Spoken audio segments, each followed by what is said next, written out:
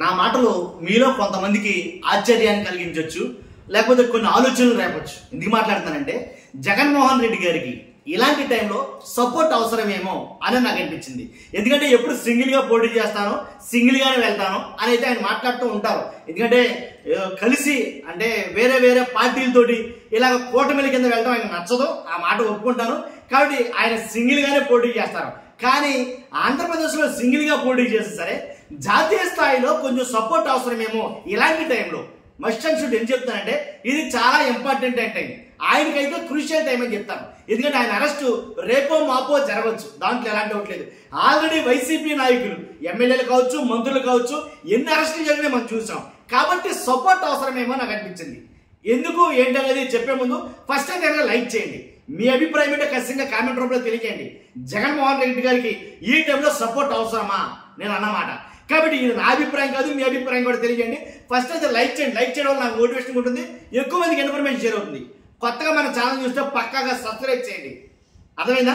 కానీ జగన్మోహన్ రెడ్డి గారికి సపోర్ట్ అవసరమా? ఒకవేళ నన్ను అడిగితే కనుక సపోర్ట్ అవసరమేనంటాను నేను. జాతీయ స్థాయిలో ఖచ్చితంగా అవసరం. ఎందుకంటే పైన కూటమికి మోదీ గారి సపోర్ట్ ఉంది, బీజేపీ.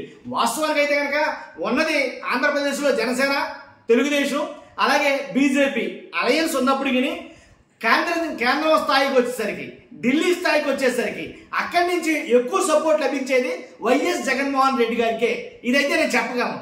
ఎందుకంటే ఇదేంటబ్బా ఆంధ్రప్రదేశ్లో కూటమి అలయన్స్లో ఉన్న భాగంగా సపోర్ట్ చేస్తే గీస్తే చంద్రబాబు నాయుడు గారికి చేయాలి, లేదా పవన్ కళ్యాణ్ గారికి చేయాలి, అది మానేసి జగన్మోహన్ రెడ్డి గారికి ఎందుకు చేస్తారు అని అయితే చాలా మంది అనుమానం రావచ్చు. కానీ ఫస్ట్ నుంచి కూడా ఎందుకంటే జగన్మోహన్ రెడ్డి గారి ఆ క్యాపబిలిటీ ఏంటో, జగన్మోహన్ రెడ్డి గారి అవసరం ఎంతో ఖచ్చితంగా మోదీ గారికి తెలుసు, దాంట్లో ఎలాంటి డౌట్ లేదు. కాబట్టి మోదీ గారు ఫస్ట్ నుంచి కూడా జగన్మోహన్ రెడ్డి గారి విషయంలో సాఫ్ట్ కార్నర్తో అయితే ఉన్నారని మాత్రం ఘంటాపథంగా చెప్పగలను. కొన్ని సంఘటనల ఆధారంగా ఇది నేను చెప్తున్నాను. అంతేకాదు ఇప్పుడు ఆయనకి సపోర్ట్ అవసరమైన ఎందుకనంటే ఆంధ్రప్రదేశ్లో వైసీపీ పార్టీని కోకటి వేళతో పెకలించేసేటట్టుగా కొన్ని పన్నాగాలు అయితే పన్నుతున్నారు, కొన్ని పరిణామాలు అయితే జరుగుతున్నాయి, కొన్ని సంఘటనలు అలాగే ఉన్నాయి. కాబట్టి వైసీపీ నాయకుల్ని ఒకళ్ళు కాదు, ఇద్దరు కాదు, ఎంతమందిని అరెస్టులు జరిగినాయో, మంత్రులు కావచ్చు, ఎమ్మెల్యేలు కావచ్చు, ఎంతమంది అరెస్టులు జరిగినాయో మీకు తెలుసు, నాకు తెలుసు. అంతేకాదు సోషల్ మీడియా యాక్టివిస్టులని పార్టీ వైసీపీ అని అంటే చాలు అరెస్ట్ అయితే జరిగింది, నోరెత్తితే చాలు అరెస్టులు అయితే జరిగినాయి. ఈ అరెస్టుల మీద ఢిల్లీలో ఒక టైంలో అయితే కనుక జగన్మోహన్ రెడ్డి గారు అది ధర్నా నిరసన తెలియజేయడం జరిగింది. అప్పుడు కూడా చాలా మటుకి ఇండి కూటమిలు ఏదైతే ఉందో, ఇండి కూటమికి సంబంధించినటువంటి ఆ ఇండియా కూటమిలో ఎంతమంది అయితే పార్టీలు ఉన్నాయో చాలా మంది జగన్మోహన్ రెడ్డి గారిని సపోర్ట్ చేశారు. అప్పట్లో కాంగ్రెస్ సపోర్ట్ చేయలేదు. కానీ ఇప్పుడైతే కనుక రాహుల్ గాంధీ గారు జగన్మోహన్ రెడ్డి గారు అంటే ఫేవర్ గానే ఉన్నారని ఆ నోట ఈ నోట ఎక్కువగా వస్తున్న వార్తలు. మొన్న రీసెంట్ గా ఎవరో రాహుల్ గాంధీ గారు కూడా జగన్మోహన్ రెడ్డి గారి గురించి మాట్లాడారు. ఏం మాట్లాడారు?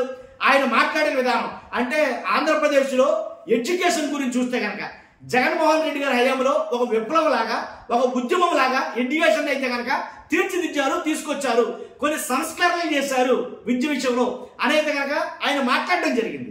కాబట్టి నాకు తెలిసి ఇలాంటి టైంలో కాంగ్రెస్ సపోర్ట్, అలాగే మిగిలిన ఇండి కాంగ్రెస్ లో ఎన్ని పార్టీలు ఇంచుమించుగా 41 పార్టీలు ఉన్నాయి. 41లో కొన్ని బయటికి వెళ్ళిపోయి, ఇప్పుడు ఆ పార్టీ ఇలా కొన్ని పార్టీలు బయటికి వెళ్ళిపోయి, బయటికి వెళ్ళిన పార్టీలు ఒక 6-7 పార్టీలు ఉంటే మిగిలిన పార్టీలన్నీ కూడా వైఎస్ఆర్ కాంగ్రెస్ కి సపోర్ట్ గానే ఉంటాయి, అది జగన్మోహన్ రెడ్డి గారు కలిస్తే.